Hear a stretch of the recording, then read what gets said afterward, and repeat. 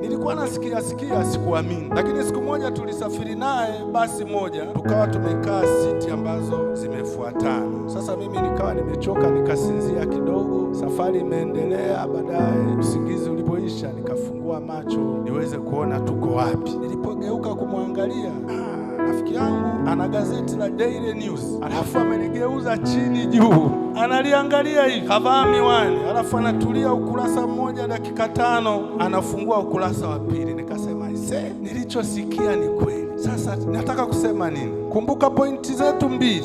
Pointi ya kwanza, kiri udhaifu ulionao. Pointi ya pili, ridhika lakini unatafuta ufumbuzi. Usiishi maisha ya kuigiza. Amina, watu wa Mungu. Nilishindwa nianzie wapi kumshauri, lakini nilipata shida, nikaona hili ni tatizo kubwa. Kwa hiyo watu wa Mungu, sisi ni watu ambao Bwana ametukubali jinsi tulivyo, lakini bado mkono wa Mungu ulio hodari unaweza kutusaidia kutoka katika hali fulani ya uduni, tukainuliwa na Bwana na tukatumiwa na Bwana sawasawa na mapenzi yake. Jina la Bwana libarikiwe.